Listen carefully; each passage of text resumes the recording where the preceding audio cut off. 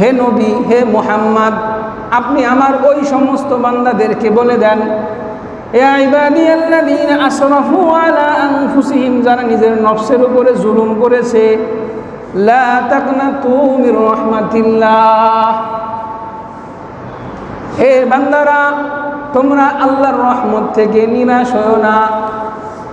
ইন্নাল্লাহা ইয়াগফিরুয যুনুবা জামিআ। রমাদানের শেষে এসে একজন মুমিনের অনুভূতি কেমন হওয়া দরকার, এটা হলো আজকের জুমার আলোচ্য বিষয়। রমাদান মাস আমাদের জীবনে এসেছিল আমাদের জীবনের পাপ খাতা, গুনাহ খাতাকে মোচন করার জন্য, ধুয়ে মুছে পরিষ্কার করার জন্য। হাদিস আপনাদের সামনের আগেও আরজ করেছি। হযরত জিবরিল আমিন আল্লাহর নবী সাল্লাল্লাহু আলাইহি ওয়াসাল্লামের কাছে আসলেন। আল্লাহর হাবিব বলেন, ফাআরাজা আলাইয়া ফাকাল, আমার সামনে এসে বলল, বাউদা মান আদরাকা রমাদান ফালাম ইউগফার লাহু ফাকুলতু আমিন। জিবরিল আমিন বললেন, হে নবী, যার জীবনে রমাদান আসলো অথচ তাকে ক্ষমা করা হলো না, ওই ব্যক্তি ধ্বংস হয়ে যাক। আল্লাহর হাবিব বললেন, ফাকুলতু আমিন, আমি বললাম আমিন। দ্বিতীয় পর্যায়ে হযরত জিবরিল আমিন বলল, বাউদা মান যুকিরতা ইনদাহু ফালাম ইউসাল্লি আলাইকা। ভালো করে শোনেন, মনোযোগ দিয়ে শোনেন, যার সামনে আপনার নাম উচ্চারিত হলো, আপনার কথা আলোচনা করা হলো, অথচ সে সাল্লাল্লাহু আলাইহি ওয়াসাল্লাম সব থেকে সংক্ষেপ দরুদ, যে দরুদ পাঠ করলো না কমপক্ষে সাল্লাল্লাহু আলাইহি ওয়াসাল্লাম, সেই ব্যক্তি ধ্বংস হয়ে যাক। ফাকুলতু আমিন, আমি বললাম আমিন। তৃতীয় পর্যায়ে হযরত জিবরিল আমিন বললেন, বাউদা মান আদরাকা আবাওয়াইহিল কিবারু ইনদাহু ফালাম ইউদখিলাহু আল জান্নাহ। যার কাছে থেকে তার পিতামাতা বৃদ্ধ হলো অথচ সেই পিতামাতা ওই সন্তানকে জান্নাতে প্রবেশ করালো না। হাদিসের ভাষা এটা। তার মানে ওই সন্তান পিতামাতার খেদমত করে তাদের মন জয় করে জান্নাতকে নিজের করে নিতে পারলো না, ওই ব্যক্তি ধ্বংস হয়ে যাবে। ফাকুলতু আমিন, আল্লাহর হাবিব বলেন, আমি বললাম আমিন। আজকে রমাদানের শেষে এসে, রমাদানের শুরুর দিকেই বলেছিলাম আল্লাহ আমাদেরকে ক্ষমা করতে চান।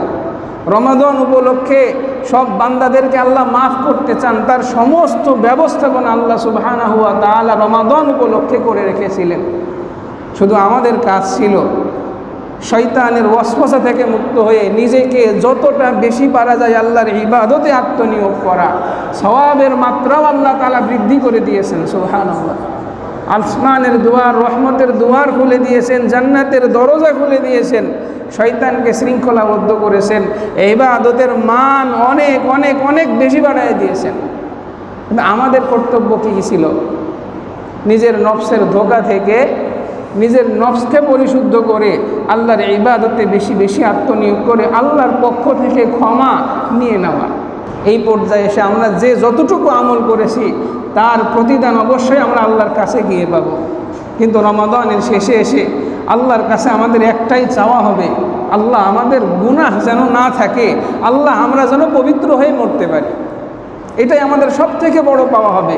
যতটুকু ইবাদত করতে পেরেছি না পেরেছি আল্লাহ ভালো জানেন, কতটুকু কবুল হবে না হবে, সেটার জন্য আল্লাহর কাছে কায়মন বাক্যে দোয়া করা, আল্লাহ গো হয়তো রোজা যেভাবে রাখার দরকার ছিল সেভাবে পারি নাই, আল্লাহ যেভাবে কিয়ামুল লাইল, যেভাবে তাহাজ্জুদ নামাজ, যেভাবে ভিতরের নামাজ, যেভাবে তারাবির নামাজ পড়া দরকার ছিল আল্লাহ সেভাবে হয়তো পারি নাই, আল্লাহ যেভাবে যতটুকু করছে আল্লাহ আপনি কবুল করে নেন। আরেকটা জিনিস না হলেই না, আল্লাহ আমাকে আপনি মাফ করে দেন। না হলে হাদিস অনুসারে বোঝা যায় আল্লাহ আমার ধ্বংস ছাড়া কোনো উপায় নেই। আল্লাহ মাফ করার মালিক, সুবহানাল্লাহ। শয়তান আল্লাহর কাছে চ্যালেঞ্জ দিয়েছে, লা উগবিয়ান্নাহুম আজমাইন, আপনার সবগুলা বান্দাকে আমি ধোঁকা দিয়ে জাহান্নামে নিয়ে যাব। আল্লাহ শয়তানকে চ্যালেঞ্জ দিয়ে বলেছেন, ঠিক আছে, আমার বান্দা যদি মৃত্যুর গড়গড়া আসা পর্যন্ত, মৃত্যুর গড়গড়া মানে কি? যখন মৃত্যু চলে আসে, যখন মানুষের সাধারণ সেন্স কাজ করেন, আপনারা দেখছেন যারা মৃত মানুষকে কাছে থেকে তার মৃত্যু আশাকে দেখেছেন, গড়গড়ার হালতের আগ পর্যন্ত যদি আমার কোনো বান্দা আমার কাছে যে কোনো গুনাহ থেকে যদি সে আমার কাছে তওবা করে ফিরে আসে, আল্লাহ সুবহানাহু ওয়া তাআলা শয়তানকে বলেছে আমি আমার বান্দাকে মাফ করে দিব। সুবহানাল্লাহ। আমার বান্দা যদি দুনিয়া ভর্তি গুনাহ নিয়ে যদি আমার কোনো বান্দা আমার দরবারে হাজিরা দেয়, আমার কাছে ক্ষমা প্রার্থনা করে, আল্লাহ বলেন আমি আসমান সম রহমত নিয়ে আমি আমার বান্দার সামনে হাজির হয়ে যাই। সুবহানাল্লাহ। নিরাশ হওয়ার কিছু নেই। আল্লাহ সুবহানাহু ওয়া তাআলা সূরা জুমারের মধ্যে বলেছেন, কুল ইয়া ইবাদিয়াল্লাযীনা আসরাফু আলা আনফুসিহিম, হে নবী, হে মুহাম্মদ, আপনি আমার ওই সমস্ত বান্দাদেরকে বলে দেন, ইয়া ইবাদিয়াল্লাযীনা আসরাফু আলা আনফুসিহিম, যারা নিজের নফসের উপরে জুলুম করেছে, লা তাকনাতু মির রাহমাতিল্লাহ, হে বান্দারা তোমরা আল্লাহর রহমত থেকে নিরাশ হও না। ইন্নাল্লাহা ইয়াগফিরুয যুনুবা জামিআ।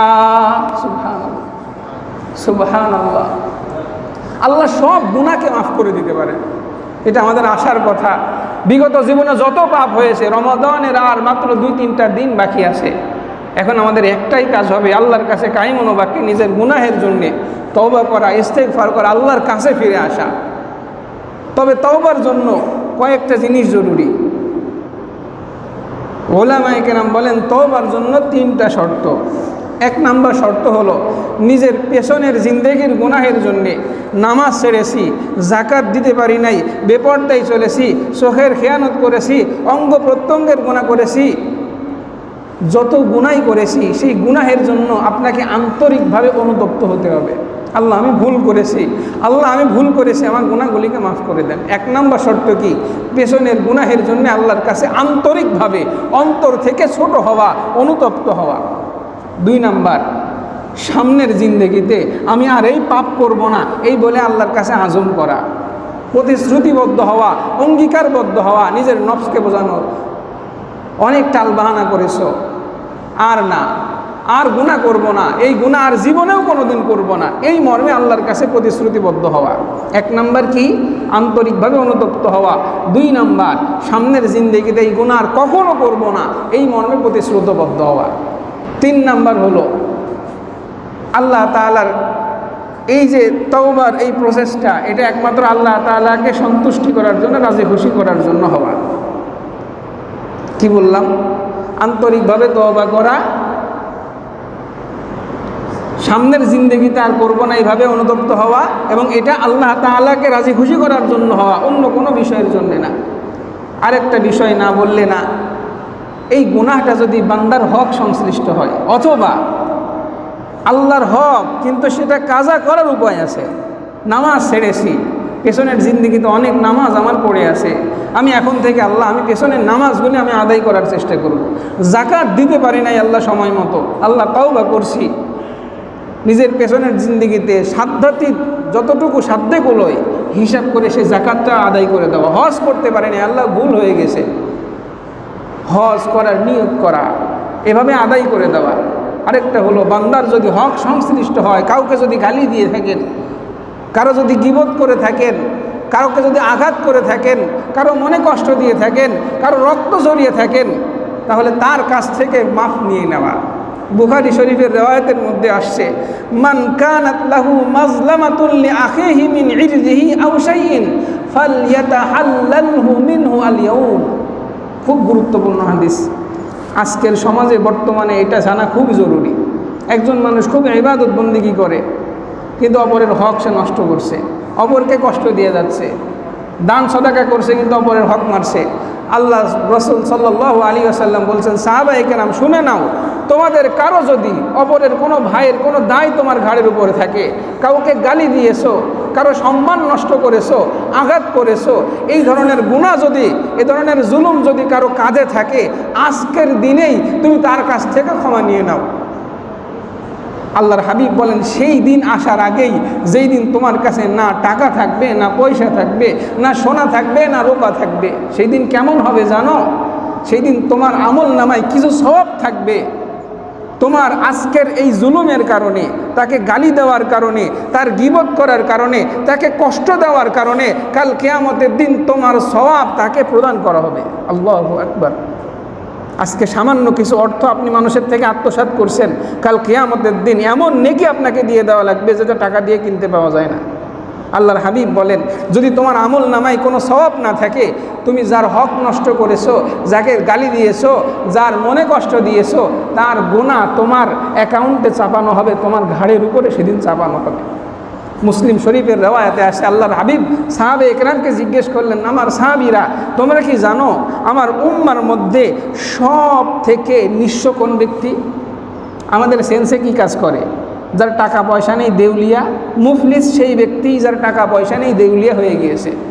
সাহাবে একরাম স্বভাব সুলভ সেই উত্তরটাই দিয়েছেন, ইয়া রাসূলুল্লাহ, যার টাকা পয়সা নেই দেউলিয়া তো সেই ব্যক্তি। আল্লাহর হাবিব বললেন, না না, দেউলিয়া সেই ব্যক্তি নয়। কিয়ামতের দিন আমার কোনো উম্মত নামাজের, যাকাতের, রোজার, হজের বিশাল পরিমাণ সওয়াব নিয়ে কিয়ামতের দিন আল্লাহর সামনে উপস্থিত হবে। আল্লাহর হাবিব বলেন, পাহাড় সম সওয়াব নিয়ে যখন ওই বান্দা আল্লাহর সামনে দাঁড়াবে, তখন এমন এক ব্যক্তি এসে উপস্থিত হবে যাকে সে দুনিয়াতে গালি দিয়েছিল। এমন এক ব্যক্তি এসে দাঁড়াবে যার গীবত সে তার অলক্ষ্যে করেছিল। এমন ব্যক্তি আসবে যার সম্পদ অন্যায়ভাবে সে আত্মসাৎ করেছিল, যার মাপে ওজনে কম দিয়েছিল। এমন ব্যক্তি এসে দাঁড়াবে। এমন ব্যক্তি আসবে অন্যায়ভাবে যার গায়ে সে আঘাত করেছে, যার রক্ত সে ঝরিয়েছে। আল্লাহর হাবিব মুহাম্মাদুর রাসূলুল্লাহ বলেন, পাহাড় সম সওয়াব নিয়ে সে দাঁড়াবে, ঠিক আছে, কিন্তু ওই গালি দেওয়া ব্যক্তিকে যখন সওয়াব দিয়ে দেওয়া হবে, কাউকে কষ্ট দেওয়া ব্যক্তির যখন সওয়াব দিয়ে দেওয়া হবে, অন্যায়ভাবে যার সম্পদ সে আত্মসাৎ করেছে বিপুল পরিমাণ সওয়াব থেকে যখন তাকে দিয়ে দেওয়া হবে, এমন এক পর্যায়ে আসবে সওয়াব দিতে দিতে ওই ব্যক্তির অ্যাকাউন্টে আর কোনো নেকি আর সওয়াব অবশিষ্ট থাকবে না। আমি আপনাদের সামনে বলতে চাই, এমন ব্যক্তির উদাহরণ আল্লাহর রসুল এই হাদিসের মধ্যে নিয়ে আসছেন, যার অ্যাকাউন্টে নামাজ ছিল, যার অ্যাকাউন্টে যাকাত ছিল, যার অ্যাকাউন্টে হজের সওয়াব ছিল, যার অ্যাকাউন্টে দান সদাকার সওয়াব ছিল। এমন ব্যক্তির যদি এই দশা হয়, আল্লাহ মালুম, আল্লাহ ভালো জানেন আমাদের সমাজ, আমরা যারা চলাফেরা করি, যারা নামাজের তোয়াক্কা করি না, যারা যাকাতের তোয়াক্কা করি না, আল্লাহর বিধান অনুশাসনের তোয়াক্কা যারা করি না, তাদের অবস্থা কিয়ামতের দিন কেমন হবে? রমজানের শেষে এসে আল্লাহর কাছে নিজের গুনাহের জন্যে তওবা করেন। একান্ত আমি আপনাদের সামনে আরজ করব, যদি সব গুনাহ থেকে আপনি তাওবা নাও করতে পারেন, আপনার লিস্টে বড় বড় যে গুনাহগুলো আছে, আগে নামাজ পড়তাম না, নামাজ পড়া ফরজে আইন, কোনো অবস্থাতে বান্দার উপর থেকে নামাজ মওকুফ হয় না। নামাজ এমন একটা ইবাদত, সুবহানাল্লাহ, যদি অভ্যাস না থাকে তওবা করেন। রমজান উপলক্ষে কিছু তো নামাজের অভ্যাস হয়েছে, আল্লাহ গো তওবা করছি, বিগত জীবনে যে নামাজগুলো কাজা করেছি আল্লাহ ক্ষমা চাচ্ছি, সাধ্যমতো কাজা করব, সামনের জিন্দেগিতে একক তো নামাজ আমি কাজা করব না। আগে যদি হারামে লিপ্ত থাকার অভ্যাস থাকতো, হারাম থেকে বের হয়ে আসেন। কিছু গুনাহ যেগুলা বড় বড় গুনাহ, সেগুলা ছাড়ার চেষ্টা করেন। একটা জিনিস মনে রাখবেন, সব গুনাহ থেকেই তওবা করা জরুরি। আবার মনে করেন না হুজুর কিছু গুনাহ ছাড়তে বলছে, কিছু গুনাহ। আমি আপনাদের একটা পর্যায়ে বললাম, মাদকাসক্ত ব্যক্তির ক্ষেত্রে বলা হয় না যে খুব বেশি মনে করেন সিগারেট খায় বা বেশি মাদকাসক্ত, তাদের পুনর্বাসনের ক্ষেত্রে কিন্তু এই প্রসেসটা অবলম্বন করা হয়। প্রথমে তার মাত্রা একটু কমে দেওয়া হয়, হঠাৎ করে ছাড়তে গেলে সে পারবে না। হঠাৎ করে একজনকে যদি আপনি দাঁড়িয়ে রাখায় একদম হুজুর বুজুর্গ বানাতে চান, তাহলে সে 2 দিন থাকার পরে সে আর পারবে না।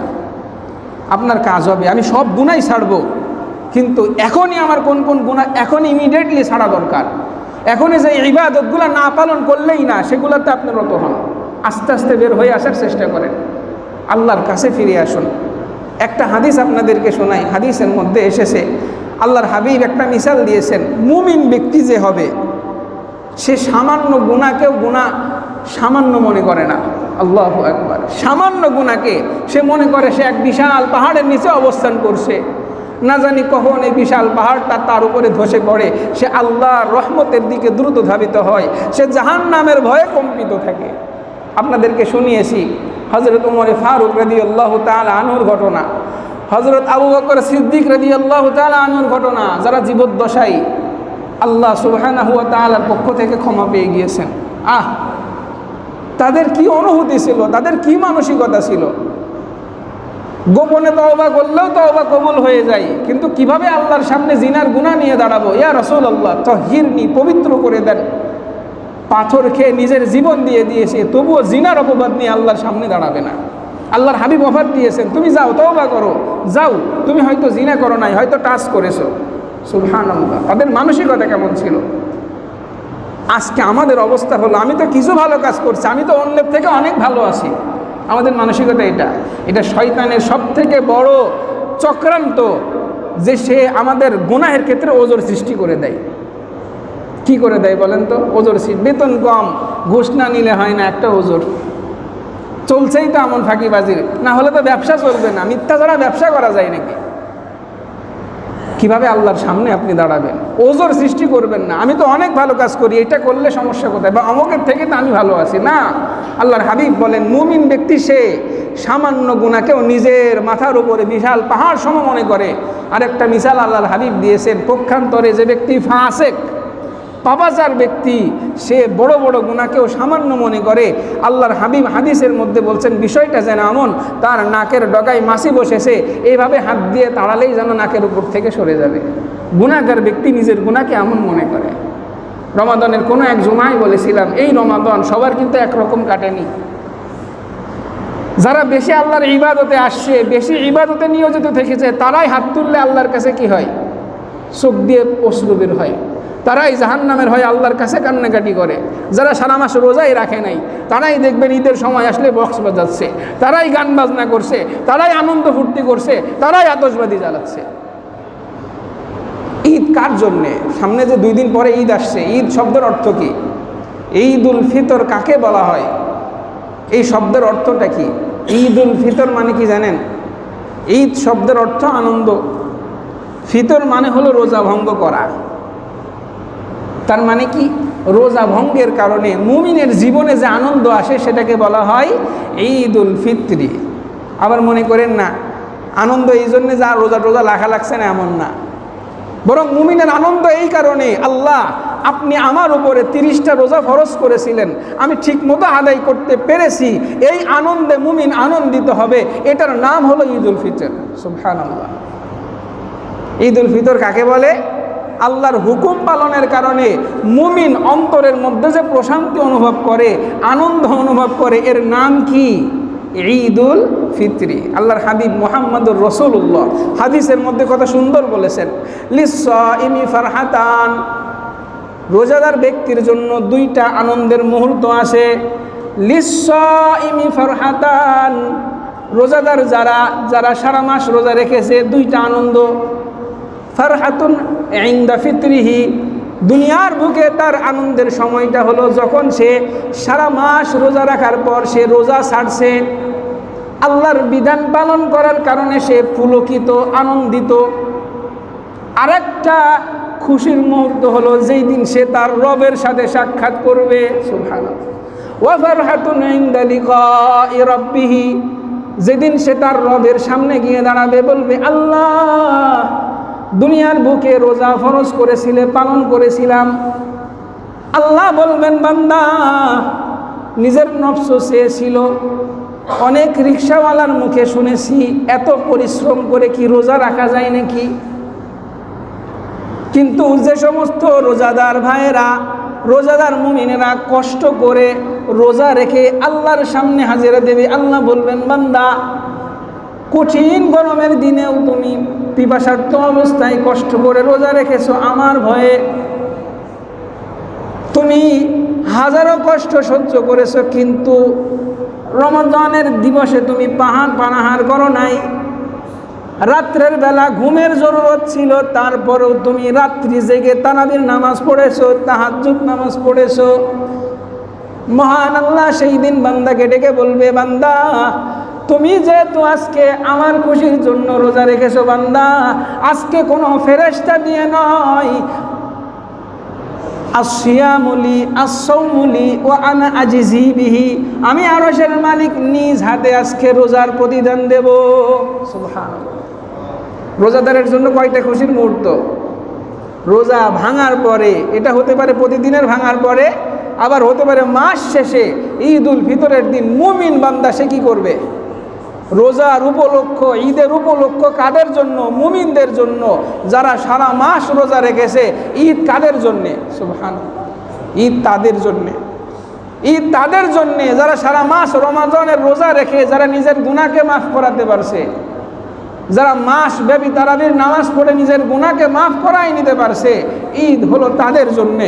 ঈদ তাদের জন্য না যাদের জীবনে রমাদান আসলো অথচ তার গুনাহ মাফ হলো না। আল্লাহর হাবিব বলেন সে তো ধ্বংসশীলদের কাতারের অন্তর্ভুক্ত, সে ধ্বংস হয়ে গেল। যার জীবনে রমাদান এসে চলে গেল অথচ সে কি করলো না? তার জীবনের গুনাহ মাফ করাতে পারলো না। আমি আপনাদের কাছে আবেদন করব, রমাদানের যে কয়টা দিন বাকি আছে আমরা আল্লাহর কাছে নিজের কৃত গুনাহের জন্য ক্ষমা চাইব। যদি কোনো ভাইয়ের অন্যায়ভাবে কারো সম্পদ যদি আমার দায়িত্বে থাকে, যদি কোনো বোনদের সম্পদ আমার দায়িত্বে থাকে, কারো হক যদি আমার মধ্যে থেকে থাকে, আপনাদের করজোরে অনুরোধ করব অন্যের হককে পরিশোধ করে দিন।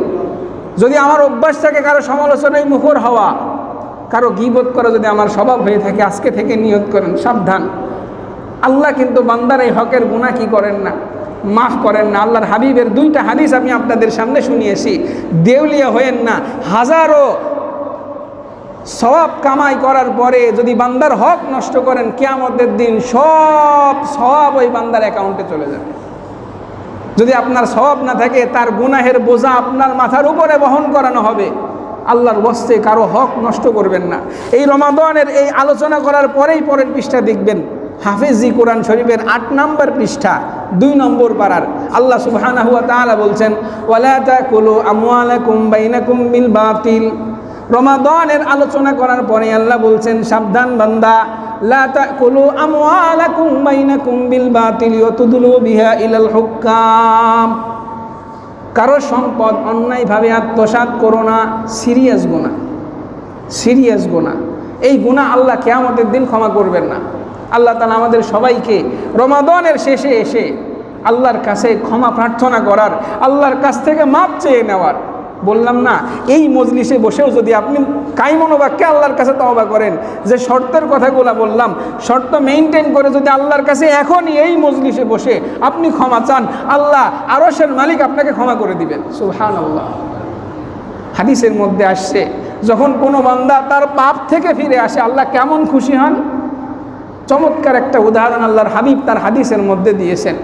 কোনো এক মরুচারী ব্যক্তি, মুসাফির ব্যক্তি, যার সামানা উটের উপরে ছিল, মরুভূমির বুকে ক্লান্ত হয়ে গেছে, সে একটুখানি উট থেকে নেমে একটা গাছের নিচে সে একটুখানি মাথা কাট করছে। হঠাৎ উঠে দেখে তার যে সওয়ারি ছিল, তার যে বাহন ছিল, উষ্ট্রি, যার উপরে তার খাদ্য পানীয় ছিল, সেটা নিয়ে উষ্ট্রি গায়েব হয়ে গেছে। চারিদিকে ধুধু মরুভূমি বালুচর, কোনো উপায় নেই। যার খাদ্য পানি ছিল ওই উটের উপরে, পানিও নাই, তৃষ্ণায় বুক ফেটে যাচ্ছে। আল্লাহর হাবিব বলেন, এই মুসাফির ব্যক্তি যখন হাজারো তালাশ করার পরে তার উটকে পায়নি, এক পর্যায়ে সে ইয়াকিন করে নিয়েছে, বিশ্বাস করে নিয়েছে যে সে মারা যাবে। এই ভেবে সে মৃত্যুর অপেক্ষায় প্রহর গুনছে।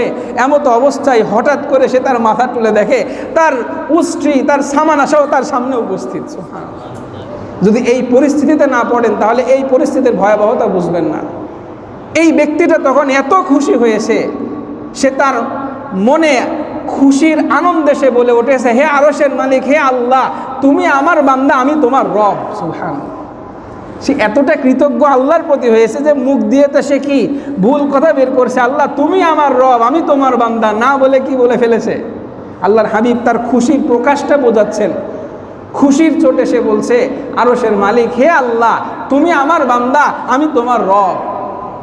আল্লাহর হাবিব বলেন, আল্লাহর কোনো গুনাহগার বান্দা যখন শয়তানের প্ররোচনায় পথ ভুলে আল্লাহর বিধান লঙ্ঘন করে ভুল পথে চলে গিয়ে আবার যখন ফিরে আসে, রিটার্ন আসে, আল্লাহর কাছে ক্ষমা প্রার্থনা করে, ওই মুসাফির ব্যক্তি যে নাকি তার সামান হারানোর পরে মৃত্যুর অপেক্ষায় প্রহর গুনতে থাকা ব্যক্তি, যখন তার সামানা ফিরে পাওয়ার কারণে সে যতটা খুশি হয়, আরশের মালিক তার ওই ভুল পথে যাওয়া বান্দা ফিরে আসার কারণে এর থেকেও বেশি খুশি হন। সুবহানাল্লাহ।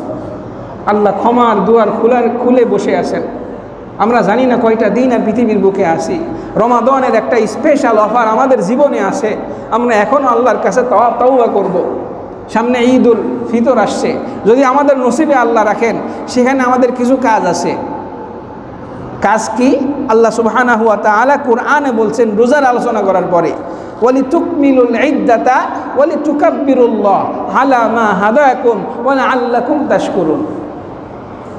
যদি আল্লাহর কোনো বান্দা অসুস্থতার কারণে, এমন অসুস্থতা যার কারণে রোজা রাখতে পারে না, আছে না, সেই বান্দা কখন রোজা রাখবে? আল্লাহ অফার দিয়েছেন রমজান পরবর্তী সময় যখন সে সুস্থ হবে তখন সে রোজার কাজা আদায় করে নেবে।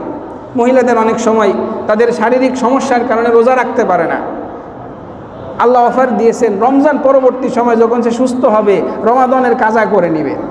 এই প্রসঙ্গে আল্লাহ বলছেন এই যে কাজা করার যে অফার সুযোগ আমি রেখেছি, কেন বান্দা? লিতুকমিলুল ইদ্দাতা, যাতে করে তোমার জীবন থেকে ছুটে যাওয়া রমাদানের রোজা তুমি কাজা করতে পারো। আরেকটা হলো ওয়ালিতুকাব্বিরুল্লাহ, তোমরা যেন বেশি বেশি আল্লাহ তাআলার তাকবীর পাঠ করতে পারো। আল্লাহু আকবার, আল্লাহু আকবার, লা ইলাহা ইল্লাল্লাহ, আল্লাহু আকবার, আল্লাহু আকবার, ওয়ালিল্লাহিল হামদ। জানা আছে না তাকবীর? জানা আছে সবার? রমাজানের এই আমলটা অনেকের করা হয় না। চাঁদ ওঠার পরেই আমরা চাঁদ রাতের আনন্দে মেতে উঠি, বক্স বাজাই, আনন্দ উদযাপন করি না।